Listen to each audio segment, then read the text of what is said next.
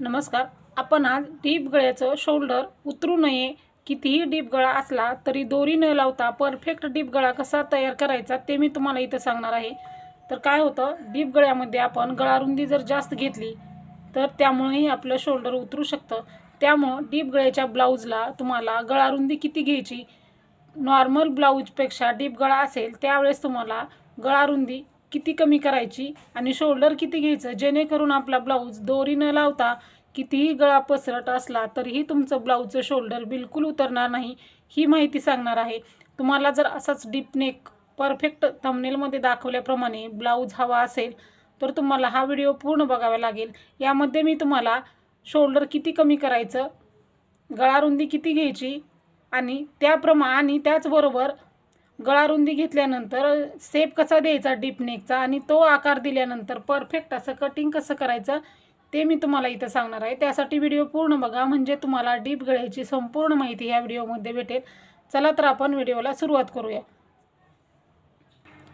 आपण आज 36 साईजच्या ब्लाऊजचा डीप नेकचं कटिंग करूयात. तर 36 साईजचा ब्लाऊज आहे तर आपण शोल्डर 36 साईजच्या ब्लाऊजला शोल्डर आहे ते आपण 5.5 इंच घेतो. तर आपण आता इथं 5.5 इंच शोल्डर न घेता 5 इंच शोल्डर घेणार आहोत. ते कसं ते मी तुम्हाला इथं दाखवते. तर काय असतं, ज्यावेळेस आपल्याला डीप गळा हवा आहे त्यावेळेस आपल्याला शोल्डर कमी घ्यायचं असतं, म्हणजे शोल्डरची पट्टी तेवढीच ठेवायची, गळारुंदी जी आहे ती कमी करायची आहे. तर मी तुम्हाला दाखवते. आता बघा, शोल्डर म्हणजे आपण 5.5 घेतो, म्हणजे त्यामध्ये 3 इंच शोल्डर, 2.5 इंच गळारुंदी. तर इथं आपण शोल्डरची पट्टी जी आहे ती तेवढीच ठेवणार आहोत, म्हणजे 3 इंच, आणि गळारुंदी आहे ती अर्धा इंच कमी करणार आहोत. ज्यावेळेस तुम्हाला डीप नेकचा ब्लाऊज हवा असेल त्यावेळेस तुम्ही शोल्डरमध्ये अर्धा इंच कमी करायचं आणि ब्लाऊज कटिंग करायचा, त्यामुळे तुमचा ब्लाऊज अजिबात बिघडणार नाही. तर बघा, अगोदर उंची घ्यायची आहे. तुमच्या ब्लाऊजची जितकी उंची आहे तितकी घ्या आणि त्यामध्ये 1 इंच मिक्स करा. असंच प्रत्येक साईजच्या ब्लाऊजला करायचं आहे. मी इथं आता 12.5 इंचच उंची आहे, पण तुम्ही तुमच्या ब्लाऊजच्या मापानुसार उंची टाकायची आहे. मी तुम्हाला इथं फक्त डीप नेक ब्लाऊजला आकार कसा द्यायचा ते दाखवत आहे. उंची तुम्ही तुमच्या ब्लाऊजच्या मापानुसार घेऊ शकता. उंची जेवढी ब्लाऊजची उंची आहे त्यामध्ये 1 इंच मिक्स करायचं. त्याच्यानंतर तुम्हाला पूर्ण शोल्डर टाकायचं आहे. तर बघा, आपलं शोल्डर किती आहे, आपलं 5 इंच शोल्डर आहे, बरोबर. 5 इंच शोल्डर टाकलेलं आहे आपण इथं. 5 इंच शोल्डर टाकल्यानंतर आता बघा, यामध्ये आपल्याला 3 इंच आपल्याला शोल्डर ठेवायचं आहे. आपलं शोल्डरची पट्टी जेवढी आहे तेवढीच घ्यायची. डीप नेकमध्ये बऱ्याच जणींना प्रश्न पडतो की शोल्डर कमी घ्यायचं का, तर बिलकुल शोल्डर कमी घ्यायचं नाही. शोल्डर पट्टी आपण नॉर्मल ब्लाऊजला जी आहे आपल्या ब्लाऊजचं तेवढंच तुम्हाला शोल्डरची पट्टी घ्यायची आहे. गळारुंदी कमी करायची आहे अर्धा इंच, शोल्डर जे आहे ते जेवढ्याच तेवढं घ्यायचं आहे. म्हणजे आता बघा, इथं आपण 5 इंच शोल्डर घेतलं. नॉर्मल आपण 36 साईजच्या ब्लाऊजला 5.5 इंच शोल्डर घेतो, बरोबर. इतकं घेतो, 5.5 इंच शोल्डर घेतो. पण आता आपण किती घेतलेलं आहे, 5 इंच घेतलेलं आहे. तर 5 इंचमध्ये आपल्याला 3 इंच आहे ती शोल्डरची पट्टी जेवढी आहे तेवढीच घ्यायची आणि 2.5 इंच आपण हे घेतो, गळारुंदी घेतो 36 साईजच्या ब्लाऊजला. तर इथं डीप नेकचा ब्लाऊज आहे त्यामुळं 2 इंच आपण इथं गळारुंदी घ्यायची आहे. बघू शकता, गळारुंदी किती घेतलेली आहे आपण, 2 इंच गळारुंदी आणि 3 इंच शोल्डर, म्हणजे हे जे आहे ते आपलं 5 इंचाचं आहे. 5.5 इंच शोल्डर घेण्याच्या ऐवजी डीप नेकचा ब्लाऊज आहे त्यामुळे आपण इथं 5 इंच शोल्डर घेतलेला आहे. त्याच्यानंतर आता आपल्याला मुंडा घ्यायचा आहे. मुंडा किती आहे आपला, 36 साईजच्या ब्लाऊजसाठी 6 इंच मुंडा आहे. आता बघा, इथंही आपलं बरोबर 5 इंच आहे का बघूनच मार्किंग करायचं आहे. 6 इंच आहे का बघून मार्किंग करायचं. डबल मार्किंग केल्यामुळं ब्लाऊज आपला परफेक्ट येतो, घोळ वगैरे पडत नाही. हे झालेलं आहे आपला 6 इंच 36 साईजच्या ब्लाऊजसाठी 6 इंच मुंडा. 6 इंच मुंडा घेतल्याच्या नंतर आता आपल्याला छातीचा चौथा भाग प्लस शिलाई मार्जिनचं मार्किंग टाकायचं आहे. छातीचा चौथा भाग किती आहे आपला, 9 इंच.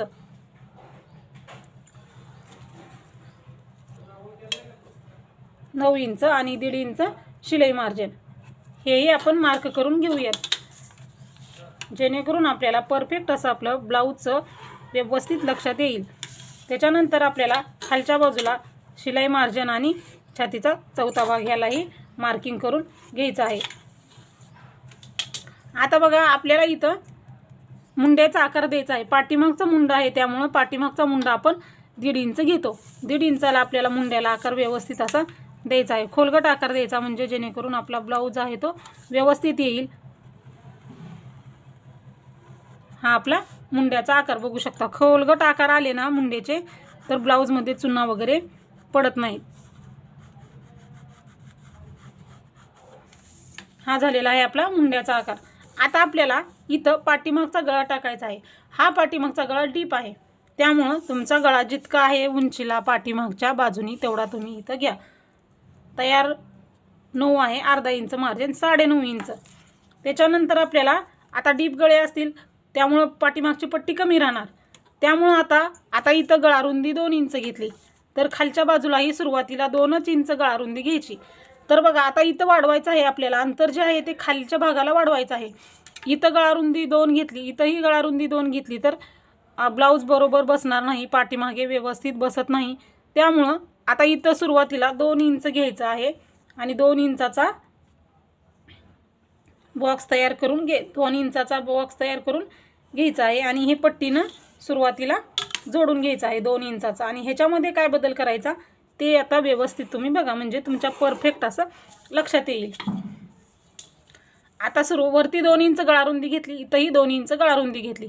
पण आता आपला डीप नेकचा ब्लाऊज आहे, 36 साईजचा ब्लाऊज आहे. गळा रुंदी इथं 2 आहे आणि इथंही 2 घेतली तर ब्लाऊज इथं ओढणार, निमुळचा होणार गळा. त्यामुळं आता आपल्याला काय करायचं आहे, डीप गळा घ्यायचा आहे. त्यामुळं खालच्या बाजूला तुम्हाला जेवढा पसर गळा हवा आहे तेवढं तुम्ही इथं घेऊ शकता. म्हणजे आपण इथं 2.5 इंच गळा रुंदी टाकायची आहे. जसं आपण नॉर्मल ब्लाऊजसाठी घेतो 2.5 इंच गळा रुंदी, तुम्हाला इथं 2.5 इंच गळा रुंदी घ्यायची आहे. आणि हे आहे ते क्रॉसमध्ये असं मार्किंग करून घ्यायचं आहे. सुरुवातीला नॉर्मल गळ्यानेच आपल्याला घ्यायचं आणि त्याच्यानंतर आपण हे असं करून घ्यायचं म्हणजे जेणेकरून आपल्याला जो आकार आहे तो आपला व्यवस्थित येईल. इथपासूनच 2.5 इंच गळा रुंदी घेऊन जर डीप नेक दिला तर हा गळा असा पसर होतो आणि दोरी लावावी लागते. दोरी लावली तरी शोल्डर उतरतं. इथं कमी आहे आणि इकडं खाली जास्त आहे त्यामुळं काय होणार, गळा बिलकुल उतरणार नाही. आणि आता आपल्याला हवा तसा इथं गोलाकार देऊन घेऊ शकतो अशा पद्धतीनं. हवा तसा गोलाकार इथं देऊ शकतो. म्हणून काय करायचं, नेहमी डीप गळा असेल त्यावेळेस तुम्हाला गळा रुंदी अर्धा इंच कमी घ्यायची आणि इथं जेवढी गळा रुंदी आहे खालच्या बाजूला तेवढी घ्यायची आणि गोलाकार देऊन घ्यायचा आहे. अशा पद्धतीनं तुम्ही कोणत्याही ब्लाऊजचा डीप नेकचा गळा कट करा म्हणजे तुम्हाला कधीही कुठेही प्रॉब्लेम येणार नाही. आपण आज 36 साईजच्या ब्लाऊजचं बघितलं आहे. तुम्हाला आणखीन दुसऱ्या कुठल्या ब्लाऊजचं डीप नेकचं कटिंग हवं आहे ते मला नक्की सांगा. आपण त्याप्रमाणे डीप नेकच्या ब्लाऊजचं कटिंग करूयात.